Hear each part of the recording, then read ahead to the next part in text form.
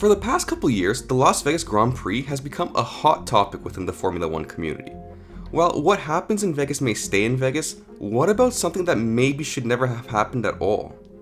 With residents upset leading up to the event, a city turned completely upside down, and a bumpy start to say the least, the Las Vegas Grand Prix was on the back foot before it even began. Let's dive into the problems and the surprisingly epic racing that we had in Las Vegas. Let's start off with the circuit itself. On paper, a race that goes down the main strip of Las Vegas under all the lights at speeds of over 350 kilometers per hour sounds like an absolute dream.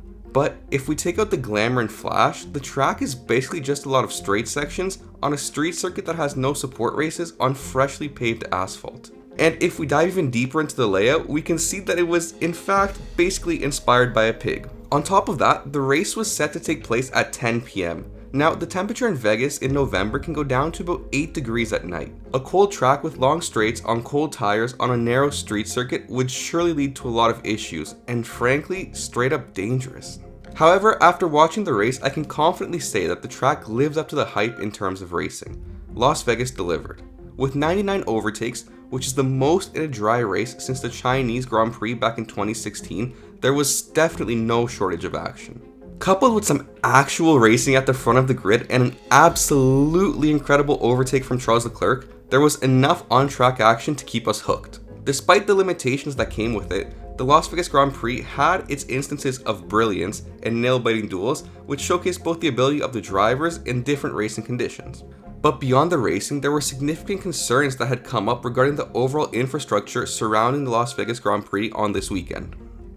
There were reports of hour-long traffic jams, overcrowded facilities, and inadequate amenities for fans and teams, which stained the race weekend experience. Many locals were annoyed with the inconvenience that this weekend brought the city for months leading up to the event. This bottleneck effect had left many questioning the overall planning and execution of the event, which then led to calls for improvements to better the overall enjoyment for participants, spectators, and residents alike. With the logistical challenges, there needs to be a significant change made in the future if they're going to continue to host this event.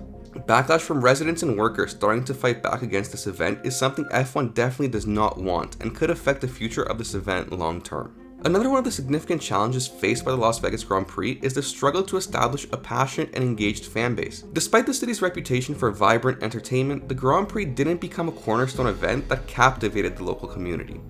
Also, due to the extremely high ticket prices, many fans that maybe would have liked to attend the race simply couldn't afford it. F1 has become a hub for celebrities to show up and hang out. The only problem is, many have no clue what's actually going on, and you can feel that in most interactions they have while they're there. This lack of connection not only affects the atmosphere at the track, but also raises concerns about F1 and Liberty Media's agenda. There were many empty stands through the sessions, and a large part of this was due to the cost of the ticket prices. Upon launch, ticket prices were outrageous. F1 and Liberty Media made certain to block off any view of the track from anyone that didn't have a seat, also making sure to impose a flat fee for any business that would be allowing customers to view the race. Hotels were selling packages worth hundreds of thousands of dollars. General admission tickets were also going for thousands just for obstructed views of the actual race itself. It was painfully clear that at this point, the show and the profits were much more important than the race itself. Arguably the most important part of any motorsporting event is the safety aspect. Teams voiced their concerns prior to the race about the safety concerns they had going into the weekend. These concerns turned out to be justified early into Free Practice 1 when Carlos Sainz got over $1.5 million in damage from a drain cover that wasn't welded into place. Money aside, the main concern was how bad of an incident this could have really been. Carlos Sainz mentioned that he lost feeling in his legs for a couple seconds after the impact, and while traveling at over 200 kilometers an hour, that drain cover could have easily been a projectile and could have injured a driver, a fan, or anyone else. This was all due to lack of proper checking of the track because, well, imagine trying to shut down the entire city of Las Vegas for a single sporting event. Sounds almost impossible, no? Turns out it is impossible. There was no possible way that the city of Las Vegas can completely close off the streets for the race, so they opted to only close the strip at night and allow cars to travel as usual throughout the day.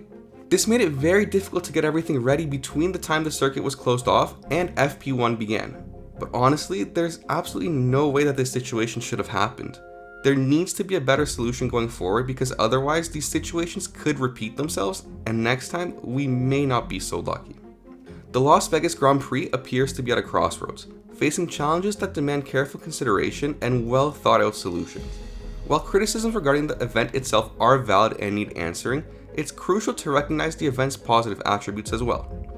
As the community, the organizers, the residents of Las Vegas, and the fans collaborate to address these challenges, there's no denying that there's a distinct opportunity for the Las Vegas Grand Prix to evolve into the main show of the F1 calendar, if that's what it would like to be.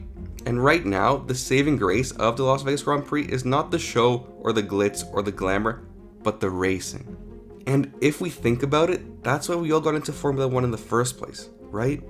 Thank you guys for watching. Make sure to subscribe and turn on notifications to be notified when I do post another video. Do you hope to see the Las Vegas Grand Prix on the F1 calendar long term? Let me know in the comments down below. Thanks again, and see you next time. Bye.